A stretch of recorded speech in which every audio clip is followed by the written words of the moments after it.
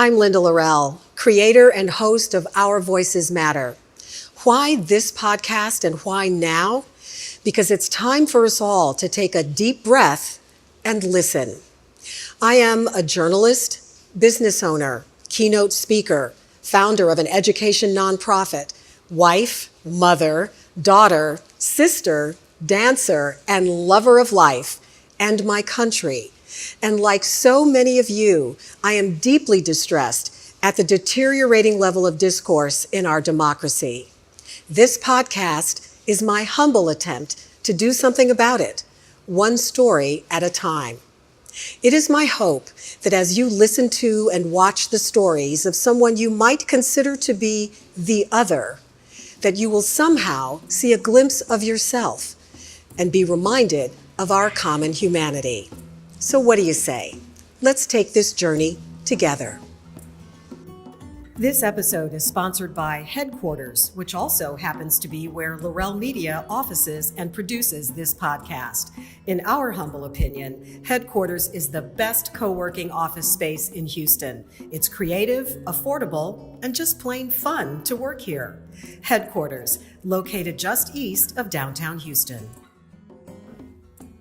I am so excited about today's guest, Samira Salman. And Samira, you really should take credit for having a piece of this podcast because you are the one who pushed me probably 8-9 months ago to just do it, Linda. Just do it, you said. Thank you. I'm very happy that you're doing it. I think it's wonderful. Well, I'm excited to have you here as a guest and for our audience to get to know a little bit about you. So I know that what you do is you work in family office. So tell people what that is and kind of what your day job is, what your gig is. Yeah. So I really wear two hats right now. So I work specifically for one family and I help them make investments. And the term family office, it's a relatively new term in the sense that we're just really hearing it in common vernacular.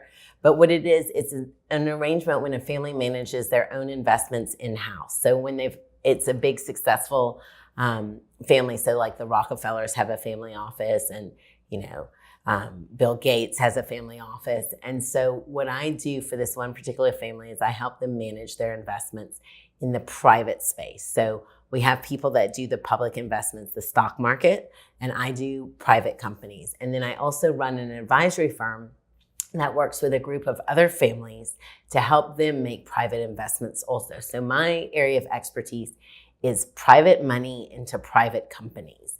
And we do everything from finding the companies, that's called sourcing, selecting the companies, diligencing the companies, which means, we check them out, look under the hood, check out the financials.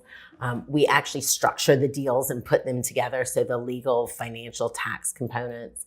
We help the companies grow. We'll help them with strategy. We'll help bring in management teams, support management teams.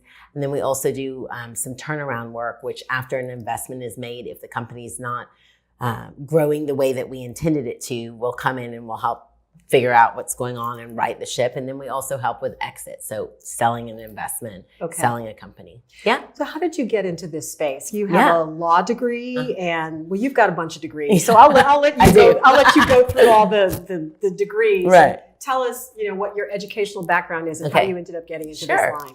So I am a corporate tax lawyer by training. So I went to law school. I got a law degree. And then I also have an LLM, which is a master's of law. So you go after law school to get it. I did it at night here in Houston. So I got it at University of Houston. And so I practiced tax law for 8.5 years. The reason I did that is when I was young, I wanted to be like Richard Gere and Pretty Woman. So I wanted to buy and sell the companies. Okay. So when I got to law school, I started clerking, which is the legal term for internship, in a law firm in the corporate department because I thought that's who's structuring the deals. And I'm doing that. And this certain deal was structured a certain way. And I asked, well, why is it structured this way? And they said, well, that's really up to the tax lawyers. And I was like, oh, okay. So I went back to law school. I did some investigation and I realized, okay, this actual structures of how the deals are put together is really driven by the tax. So whether it's corporation or partnership and these kind of things. So I started practicing tax law. So I started my career here at Arthur Andersen. in the mergers and acquisitions tax structuring practice. So it's exactly what it means. We structure the deals. When Anderson blew up, I went to Deloitte, then KPMG, and then I was in-house at Shell Oil Company. So I worked at Shell for 3 years. And when I was at Shell, I was also the vice chair of the American Bar Association Energy and Environmental Taxes Committee. So I used to write tax law with Congress. And one day I woke up, and I do not recommend anybody do this, but I quit my job. I wanted to do something else. Being a lawyer, and especially a tax lawyer, is an excellent background for what I do, but I really wanted to do more. And so now I feel like I have a gift because I get to help people invest their money into projects and things that sometimes can change the face of humanity or the planet, you know? And to me, that's God's work. And because I know how to do the investment piece of it, I now also work a lot speaking to and mentoring women-owned businesses, minority-owned businesses, entrepreneurs who are trying to get funding, and teaching them how to do that. Because I believe once we get that, the economics right, then we'll have some of the other balance that we start needing to have in this world. Wow. Okay. So much to unpack there. My goodness. Well, you're clearly an underachiever. I just don't know where you get this from. So the whole idea of working with women-owned businesses, minority businesses, you're clearly very passionate about that. Tell us a little bit more about what you're doing in that space. So what's interesting about it is, so I'm technically a female, right? But I don't necessarily identify that way in business. So I grew up. What does that mean? I know. Sounds so weird. Technically a female, but you don't identify that way in business. So the majority of my career, I've been one of maybe the only, or sometimes one of the only women in the room. So when I'm doing a deal, I don't think, oh, I'm a woman doing a deal. I think I'm doing a deal. So I really had the privilege of learning how to do deals with the men at the table. And so now that I know how to do that, I feel a responsibility to teach others. And because I'm a female, I think, other females identify with me. And it's been said to me many times, we see you doing it, so now we feel we can do it too. Right. So I feel it's really been a gift. I mean, and I've had some interesting experiences. Like this happened in 2017. I was asked to moderate a panel for a conference. There were about 80 people there. It was an Africa investment conference. I walked in the room, and that was the day I had chosen to wear my red jacket. And I walked into the room, and the other 79 humans were all male, and they were all in their black or gray or navy jackets. And here I am in my red jacket, like literally standing out like a sore thumb in the middle of this room. And that's really impactful for me because I realized, okay, we need this room to be at least 50-50, male, female. We're adding other categories now of sex, right? It's very blended. And then we need to get the colors right too. Like we need more of a rainbow, So how were you received in that room? I think that, again, this is a gift, being the only female in the room. It's kind of my secret superpower. I can see how people respond and react to me, and that allows me which bucket to put them in. Serious business person or not so serious business person. But, it's always people ask things like, are you used to being in rooms with only men? Or sometimes, when we're at these business group dinners, they're like, do you often have dinner with 8 men? And I'm like, yes. Unfortunately, the answer is yes, but it's the reality of the situation. And I don't see it as an issue. It's very normal and natural to me because it's how I grew up. It's all I really know. I've always worked in that environment, so it's how I work. Okay, so you talked about growing up. So let's go there. Let's talk a little bit about your backstory. You were born in the Middle East. In where? Well, I was born in Louisiana, but when I was born, my parents lived in the Middle East. They lived in the United Arab Emirates. Okay, and so how long did you live there? So I was there for 4 years, and then we moved to Saudi Arabia for 4 years, and then back to Louisiana. So I was in Louisiana for like a couple of weeks when I was born. When I was a bun in the oven and born. And then we were in Louisiana for a handful of years. And then my parents moved back overseas. My parents moved to Turkey. My father is a civil engineer. So he was working on projects all over the Middle East, road and bridge design. And when my parents lived in Turkey, I went to boarding school in Switzerland. And then I went to college and law school in the US. But my family lived overseas well into my professional career. So you have a really unique perspective, having lived in multiple countries and different parts of the world. You can see, how women are treated, just how they interact with society, et cetera. We were talking before we started the interview about your name, Samira Salman, and I asked you, how often do people walk up to you and say, "What is that?" or "What are you?" Yeah. What is that like? People very often ask, at least a couple times a week, I'm asked about the origin of my name. It usually comes with a compliment, which is lovely. They say, "That's such a pretty name. Where is it from?" And so I answer it. And I'm also asked about my ethnic origin a lot because they can't place me. They're like, "Well, she looks kind of white, but isn't exactly white. And is with that name, is she, so I'm happy to answer the question." How do you answer the question? Well, my name is Lebanese. My father's Lebanese from Lebanon. So I have an Arabic name, but Samira is also a big name in India as well. So it's from that part of the world. The funny experience I'm having these days. So when I grew up, I literally was the only Samira I knew. But I went to a performance in Brooklyn 2 weeks ago, and they were calling my name on the list. Like, we were checking in, and they said my name. And this beautiful little girl next to me, she's young, said, "My name's Samira too." So people are starting to name their children Samira, which is kind of awesome. But I loved having a unique name. I loved having the only name, like nobody else, had that name. And then my mother is of Sicilian, French, and Irish origin. So usually when I tell people I'm Lebanese, Sicilian, French, and Irish, I get very interesting reactions. But at this point, I'm like, "You've been warned." It's like, okay, I come with a warning label. Whatever, okay? Because you're a citizen of the world. Yeah. You're a citizen of the world. So I'm curious as to, we've had conversations about kind of where we are as a nation right now and the political discourse that's going on. And there's a lot of division and contentious interaction between people of differing points of view and people expressing, how they feel about someone they might consider to be the other. So I want to ask you to share with us any stories that you might have where you felt that way. And also, I want to know if you've noticed any changes or differences as you go about your life over the last couple of years. Very interesting. So I think one of the most powerful experiences for me, so I spoke at a conference here in Houston, and a woman came up to me and she says, I spoke about raising funding and how to raise funding. And she said, "I need you to speak at my conference. You have to give this speech at my conference. I host my own conference." I'm like, "Okay." And she said, "It's called Black Women Talk Tech." And I said, "Awesome." I said, "I'd love to." I said, "But I'm not Black." And she was like, I know. She goes, "We're going to make an exception." I'm like, "Okay, got it."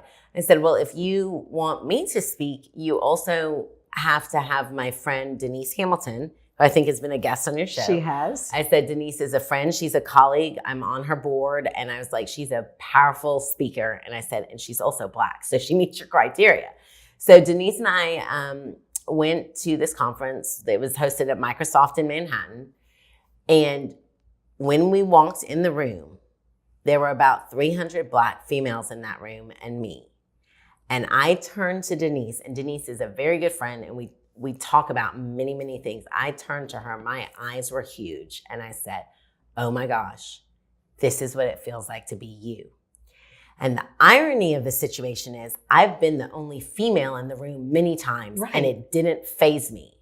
But for some reason, this was such a contrast, even though I was the only person. So it really has, I've tried to weave this really through how I approach everything because, I travel all over the world and I'm in different rooms, but to understand what it feels like when you're not feeling comfortable in the room. So I've had a little heightened awareness of that lately because I moderated a panel for a group of Tunisian women.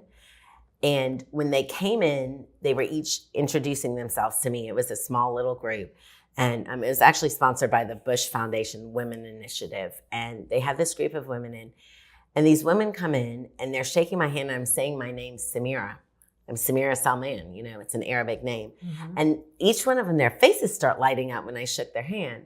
And by the fourth one, she said to me, Bin Wayne, which means from where in Arabic. Now, I don't speak a lot of Arabic, but I know that one. I said, well, I'm from Louisiana. I said, but my father's Lebanese.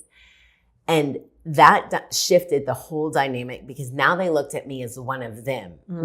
And we had the most real, intense, like sleeves rolled up discussion at this gorgeous conference table in Times Square between Tunisian businesswomen and American businesswomen. And at the end of it, they came up to me and they said, now that we see an Arab woman doing it, we can do it too. So I'm trying to have a heightened awareness of, people identify with different things and to really understand that and not just come with the same way each time, but understand, what's important to you and what do you need to feel safe and comfortable in this business environment because not everybody needs the same thing. Right. Yeah. And so you go at it now sort of looking at what it would be like to be that person. Right. What does it take for that person to feel comfortable in the room, and how can I help them achieve their goals? Right, because a lot of business is people and people interactions, and I'm also really learning and discussing with people. So I'm super comfortable in a room with investors because it's where I live, but that intimidates people. Some people, if they're not used to it, and especially some women that walk into a room and there's 4 men sitting there, Mm-hmm. So I'm learning to add that little extra layer and not just make an assumption that everybody's going to walk in and be comfortable like I am. Why do you think you had a different reaction walking into that room with Denise and you were the only non-Black female there versus you being the only female in a room full of men?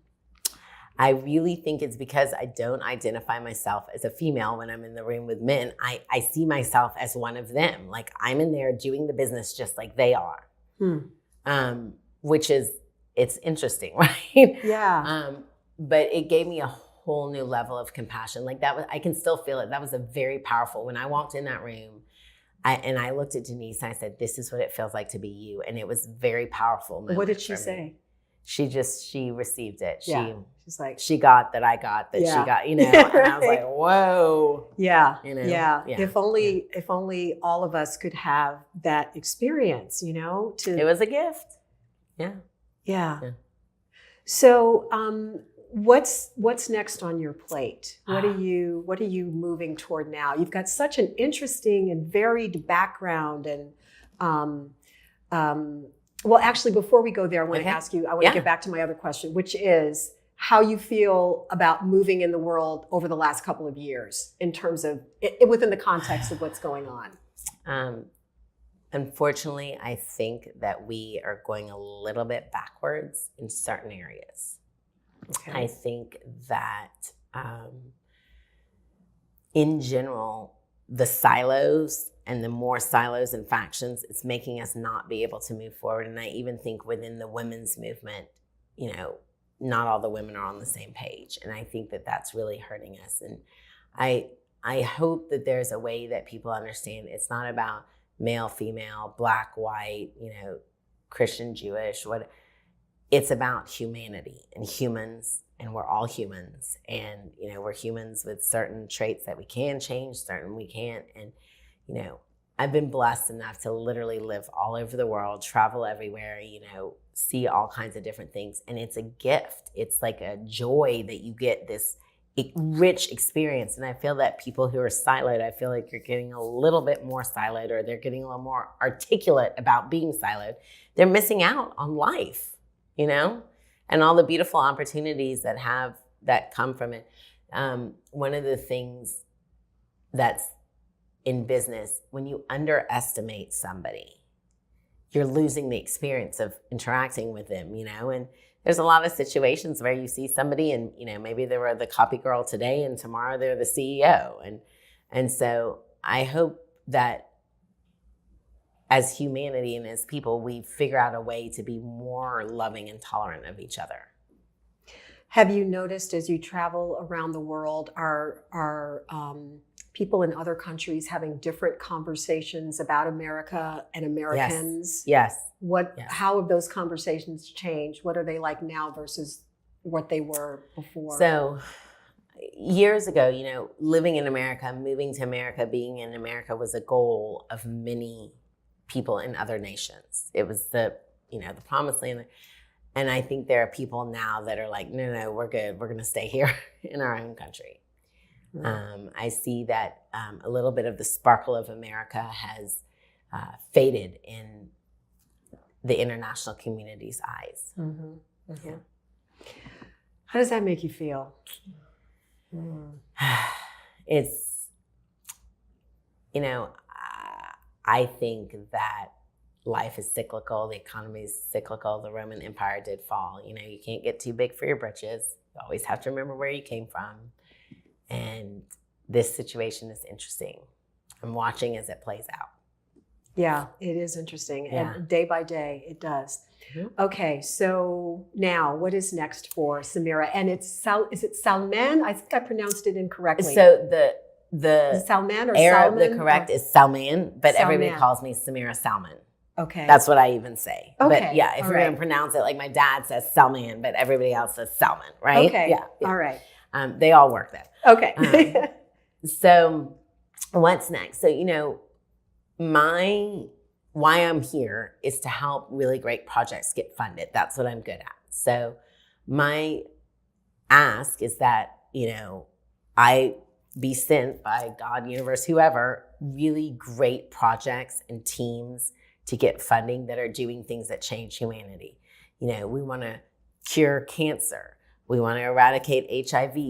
We want to get rid of diabetes, Alzheimer's. Health is a big, important part. We also want to have, clean, healthy, fresh food and water for everybody on the planet.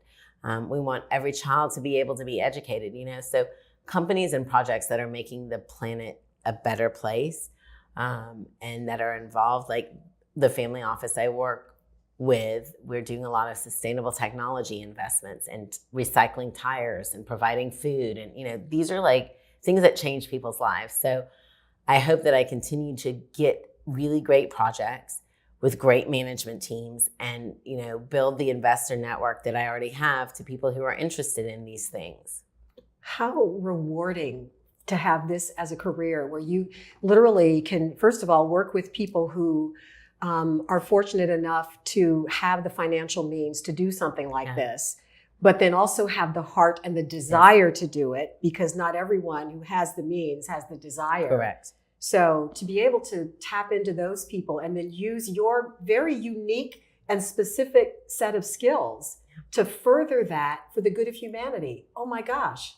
That must be so amazing. For me, it's extremely inspiring to work with these families because the majority of them don't have to do an ounce of work ever. But some of them work so hard. They travel the planet. They scour the globe for these deals. They work long hours because they so, fervently believe in the mission and it's inspiring. It's very, very inspiring for me. If there were one thing that you would want to leave our audience with today in terms of just your perspective on the world and where we are right now, what would that be? I would say to everybody to approach more with love in business, in your personal life, in everything. Like, we're all human. And one of my coaches says, you're not Mother Teresa or Gandhi, Samira. Like, you're going to have your moments. But if you can get 80 to 90% love, I think you're doing well. So we should all just pause, be a little gentle with ourselves and each other, and understand where people are coming from. And one of the partners I work with, he always says a bad person will kill a good deal anytime. And what my goal is to kind of try and be patient to get everybody kind of working together. Yeah. And, if somebody's struggling a little bit with the situation or they're showing up, just understand it's their own insecurities, their own, and if we can try and, approach them with kindness and love and not combativeness, then maybe we can get some of these projects. I've had to walk away from stuff because we couldn't get the team in cohesion. And that's what I just really wish we would all work together a little more to accomplish what we need to accomplish. Across the board. Across Yeah. the board. Yeah. Oh, I could not agree with you more. And you just articulated it so beautifully. And what a pleasure to hear more in depth about the great work that you and the families that you represent are doing to help make this literally a better world for all of us. Yeah. So thank you so Thank you, much. Linda. And thank you all for taking the time to listen to our guest today, Samira Salman, and for listening with an open mind. So we will see you next time.